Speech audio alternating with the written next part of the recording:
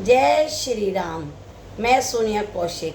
आजकल के कलयुग के ज़माने में कोई किसी से मतलब ही नहीं रख रखा, कोई किसी से बोल के खुशी नहीं है। उसका रीज़न है ये कलयुग और अंधविश्वास। लोग बाग जो लपर लपर बोलते हैं, चापलूसी करते हैं, उसे समझदार समझते हैं, और जो कम बोलते हैं और जो अच्छे इंसान होते हैं उन्हें मूर्ख समझते हैं। कलयुग का ये परम चल रहा है। लेकिन आजकल के कलयुग में भी मैं यही कहना चाहूँगी, लाख कलयुग चल रहा हो लेकिन धर्म की रक्षा हमेशा भगवान ने की है। और इस चीज़ में कभी भी नहीं घबराना चाहिए कि भाई हम हर एक किसी के साथ अच्छा कर रहे हैं, हमारे साथ कोई अच्छा नहीं कर रहा। ना करे कोई अच्छा, किसी के करने से अच्छा कोई ना होगा, भगवान के करने से अच्छा होगा। तुम अपना कर्म कर दो, चाहे वो तुम्हारे साथ बुरा करे बाद में, लेकिन तुम्हारे कर्म का हिसाब तो भगवान ने देना है। भगवान के आशीर्वाद से तुम फलोगे फूलोगे। और अगर तुम मन में ये सोचो मुझे तो किसी की मदद ही नहीं करनी, मैंने किसी के काम ही नहीं आना, मेरे को तो किसी से वास्ता ही नहीं रखना, तो उसका तो कोई इलाज ही नहीं है। फिर तो भाई भगवान ही मालिक है आपका। लाख कलयुग चल रहा हो, सुमरन, ध्यान, भक्ति, दया, धर्म, ये सब मिलकर आपकी रक्षा करते हैं। तो आपकी रक्षा करने के लिए इतने लोग खड़े हैं, तो क्या ज़रूरत है तुम्हें किसी और की भाई। और मतलब वंश अगर तुम किसी की मदद कर रहे हो तो फिर वो मदद नहीं कहलाती। एक छोटा सा इंसान लड़का था, और वो छोटा सा लड़का था, उसके पैदा भी नहीं हुआ था कि बाप गुजर गया था। माँ बहुत रोई कि हम दोनों ने मिलके सपने सजाए थे और उनके पिता की डेथ हो गई। थोड़ा सा बड़ा हुआ, भाई मोहल्ले वालों ने मदद करी, मदद भी कुछ टाइम तक करी। उसके बाद माँ को पता लग गया अब कोई मदद नहीं करेगा। अभी वो 4-5 साल का हुआ था, तो माँ घरों में बर्तन मारने लगी और बच्चे का स्कूल में नाम लिखवा दिया। स्कूल में बच्चे का नाम लिखवाने के बाद जब अभी वो 5वीं-6वीं क्लास में ही था कि उसकी मम्मी भी गुजर गई। अब पढ़ाई का खर्चा कौन उठाए। लेकिन उस बच्चे ने इतनी विपत्ति में घबराया नहीं। मरते समय उसकी माँ ने उसे कहा कि बेटा मेरा टाइम आ गया है और अब मैं नहीं बचूंगी। बेटा मैं तुझे एक ही शिक्षा देना चाहूँगी कि स्वाभिमान बनना, किसी के आगे भीख मत मांगना, चोरी मत करना, बुरे समय में घबराना मत। तो ये सब कुछ करेगा तो भगवान तेरी रक्षा अपने आप करेगा। तो लड़के की माँ ये शब्द उसको बोलकर मर जाती है। अब लड़का कुछ दिन तक घर में पैसे पड़े थे जो माँ ने जोड़ रखे थे, उनसे फीस भरता है और स्कूल जाता रहता है। उसके बाद बच्चा के पैसे ख़त्म हो जाते हैं और फीस के लिए भी पैसे चाहिए होते हैं, लेकिन वो भीख नहीं मांगना चाहता था। तो वो किसी होटल में बर्तन मारने लगा। स्कूल के बाद, जैसे जब तक स्कूल में जाता, स्कूल के बाद फिर वो वहाँ बर्तन मारने जाता और उसको रोज़ के कुछ पैसे मिलते थे जिससे वो खाता भी था और फीस भी भरता था। कुछ दिन तक ऐसा ही चलता रहा, लेकिन उसके बाद होटल घाटे में चल रहा था तो उन्होंने वो बंद कर दिया और उसका काम छूट गया। अब काम एकदम तो मिलता नहीं है। अब वो लड़का भूखा रहने लगा क्योंकि खाने को नहीं, फीस भरने को नहीं।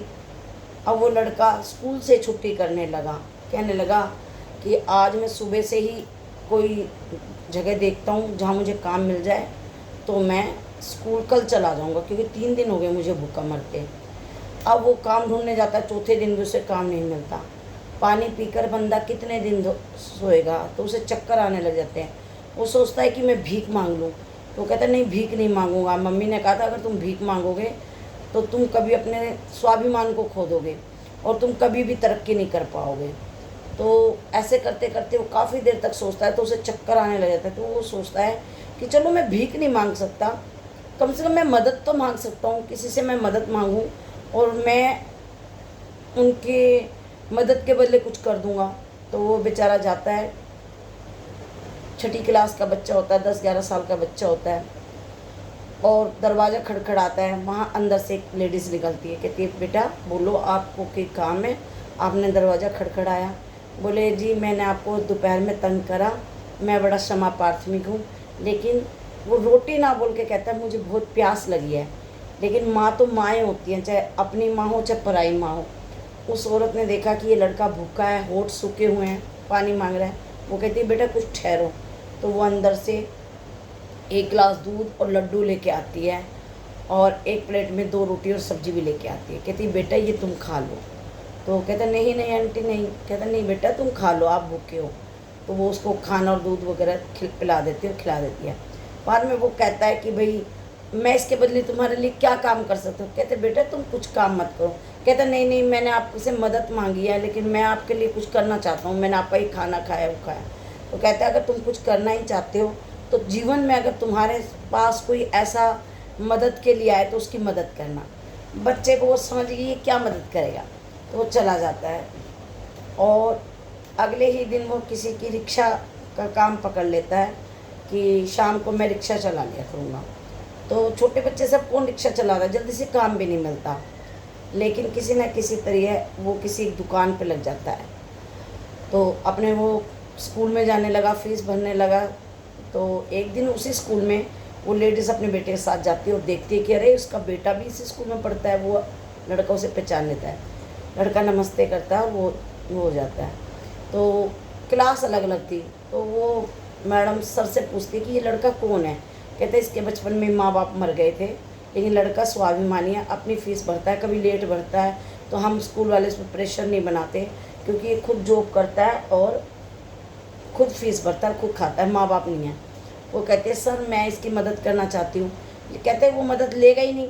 तो कहते हैं कि चलो वो मदद ना ले तो आप ऐसा करना कि मैं उसकी फ़ीस भर देती हूँ और आप कह देना भाई गवर्नमेंट ने स्कीम निकाली और आपकी फ़ीस को माफ़ कर दिया जा रहा है, आपके अच्छे नेचर को देखते हुए, और उसकी फ़ीस को माफ़ कर देते हैं। और लड़का अच्छी तरह पढ़ने लग जाता है। अब तो उसको रोटी रोटी खाने दी और कुछ वो 2 पैसे जो होते हैं वो जोड़ भी लेता है। तो रोटी खा लेता है और भाई कुछ कपड़े लत्ते के लिए पैसे हो जाते हैं। इस छोटी सी मदद से उसकी बहुत बड़ी मदद होगी। वो लेडीज़ आती है और आए साल उसकी फ़ीस भर जाती है और इस तरह उसकी बात भी हो जाती है। पढ़ाई में वो इतना होशियार था क्योंकि उसे पता था बड़े मेहनत का साले का पैसा है जो मैं पढ़ाऊँ। पढ़ाई में वो होशियार था। तो वो शहर पढ़ने चला जाता है। जब शहर पढ़ने जाता है तो वो एक टेस्ट देता है, क्लियर होता है और पढ़ाई का एक मुकाम अपने आप पा लेता है।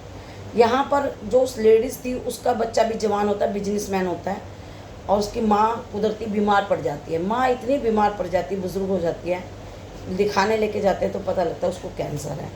अब वो कैंसर होता है तो वो माँ को लेके जाता है, डॉक्टर से कहता है भी इतना इतना पैसा लगेगा। वो बहुत पैसा अपनी माँ पे लगा देता है। नौबत यहाँ आ जाती है कि बिजनेस ठप हो जाता है और दवाई दूरी में इनमें बहुत पैसा लग जाता है। कहता है आप इसको और बड़े हॉस्पिटल में जाओ। तो काफ़ी बड़े हॉस्पिटल में, दूसरे में और बड़े शहर में लेके जाता है। वहाँ पे खर्चा बहुत आता है, बिजनेस ठप हो जाता है। उसकी माँ कहती है अब कैसे करोगे। कहता कोई नहीं माँ, मैं घर बार से द्वार सब कुछ बेच के तुझे ठीक करूँगा, पर माँ मैं तेरा इलाज ज़रूर कराऊँगा। बेटे ऐसे भी होते हैं। संस्कारी बच्चा था उसका। तो उसने अपनी माँ का इलाज किसी बड़े हॉस्पिटल में कराया। वहाँ एक डॉक्टर थे जो अक्सर माता से मिलते थे और घंटा 2 घंटा उसके पास बैठते थे। माता भी खुश रहती थी उस डॉक्टर से कि देखो मेरा इलाज भी कर रहा है और इतना बिजी होने के बाद भी मेरे पास रोज़ आधा घंटा 1 घंटा बैठ कर जाता है। लास्ट में उसका ठीक हो जाती है। डॉक्टर से कहते हैं कि मेरी माँ ठीक है कि नहीं। कहते हैं मैं लास्ट टेस्ट है वो करके देखता हूँ, अगर ये ठीक हो जाती हैं तो मैं आपको बता दूँगा। तो वो टेस्ट देखता है कि भाई ठीक हो गई हैं। तो कहते हैं कि आपकी माता बिल्कुल ठीक है और आप घर ले जा सकते हो कल आके। तो कहते हैं ठीक है, तो कल आप हॉस्पिटल का बिल पे कर देना। डॉक्टर कहते हैं, कहते हैं ठीक है। अब माँ घबराती, कहती तुम्हारा बिजनेस नहीं है बेटा, तेरे पास अब पैसे भी नहीं रहे, कितने का बिल आएगा। उसके दिमाग में लाखों का बिल आएगा, कितने लाख का आएगा। तो वो ये टेंशन ली। VIP हॉस्पिटल था। अब बेटा भी अंदर से तो काँपा हुआ था, टेंशन ले रखी थी मैं बिल पे कर पाऊँगा कि नहीं कर पाऊँगा। और नर्स आती है और उसको बिल का एनुअल मतलब लिफाफा दे जाती है कि भाई ये बिल तुम भरो। अब जब वो घबरा रहे होते दोनों माँ बेटे कि हे राम कितना बिल आएगा, कितना बिल आएगा, तब वो खोलते हैं लिफाफे को और उसमें से बिल निकालते हैं और देखते हैं। माँ देखती है इतना बड़ा लेटर तो कहते हैं कि माँ आपके चरणों में मेरा प्रणाम है और आप तो इस बिल को आप पहले ही पे कर चुकी हैं। आज से 25 साल पहले आपने एक भूखे लड़के को दूध और लड्डू दिए थे और रोटी दी थी, उसी दिन आपने ये बिल पे कर दिया था और आपने मेरी आगे की पढ़ाई कराई 5 साल की, मैं आपका शुक्रिया कर सकता हूँ। और आपका बिल तो बहुत पहले जमा हो चुका। वो कहता है बेटा मम्मी कितना बिल आया, क्या बात हुई? तो देखते हैं कि ले बेटा तू भी पढ़। फिर वो देखता है तो ओ मम्मी तुम्हारी जान पहचान है उनसे? कहते हैं नहीं बेटा, कर्म अच्छे करो तो कभी ना कभी उसका फल मिलता है। मैं तो उस लड़के को जानती भी नहीं थी, फीस भरने के बाद मेरा उससे कभी मिलना भी नहीं हुआ। वो शहर चला गया था, मैं वहीं रह गई थी। फिर वो लड़का आता है और अपनी माता के चरणों को छूता है। वो कहते हैं माँ, मैंने उसी दिन से अपने मतलब दिल से आपकी बात को अपना लिया था कि मैं किसी भी ज़रूरतमंद की हमेशा मदद करूँगा। तो देखो, माँ के आंसू आते हैं, बेटे के आंसू आते हैं और उनके चरणों में प्रणाम करता है और उसको ही अपनी माँ मान लेता है। और एक सारा स्टाफ देख रहा होता है। तब वहाँ पे यही कहता है डॉक्टर साहब, यही सबको शिक्षा देते हैं कि कर्म में जो तुम्हारे लिखा है वो होके रहेगा, अच्छे कर्म करते रहो। अब उसने तो मेरी फ़ीस भर दी थी और 5 साल तक हम मतलब आज मैं इससे 25 साल बाद मिल रहा हूँ और मैं डॉक्टर की सीट पे हूँ। इन्हीं के कारण मैं पड़ गया। अगर उस टाइम ये मुझे डूबते को तिनके का सहारा ना देते तो आज मैं यहाँ तक नहीं पहुँच पाता। तो कहते हैं कि चाहे कितना ही बुरा समय आए, आपको अपना मनोबल नहीं तोड़ना चाहिए, कभी भी नहीं घबराना चाहिए कि अगर कि भाई तुम्हारे हालात इतने खराब। अब बचपन में उसके बाप मर गया, माँ ने पाला, फिर माँ भी मर गई, फिर खुद अपने दम पे पड़ा। जब खुद के दम पे नहीं रहा तब भी उस बंदे ने हिम्मत नहीं हारी, और हिम्मत ना हारने के कारण ही आज वो लड़का डॉक्टर बना। और घबराए नहीं, अपना स्वाभिमान नहीं गिरने दिया। जब भी आप पर कोई विपदा आए तो आप कहते हो अरे अब मेरी बस की नहीं है भैया, जो होगा देखा जाएगा। तो आप गलत करते हो उस टाइम। कभी भी बुरे समय में घबराना नहीं चाहिए और ये कहना चाहिए कि भगवान इससे बुरा क्या होगा, कोई बात नहीं, हम इसको हैंडल करेंगे। हमेशा हंस के इन समस्याओं का समाधान हो सकता है, मिलजुल के इस समस्या का समाधान हो सकता है। मन पे वो रखोगे ना कि हाँ भी मुझे हिम्मत की, मुझे कुछ करना है, मेरे साथ अच्छा होगा। अब वहीं वो लड़का घबरा जाता, चोरी चकारी करने लग जाता, टपोरियों के साथ घूमने लग जाता, तो आज वो डॉक्टरी की सीट पे ना बैठता। उसने अपने माँ के मरते हुए वचन याद रखे कि ना मैंने भीख मांगनी है, ना मैंने कोई ऐसा काम करना है कि जिससे मेरे माँ बाप का सर नीचे हो।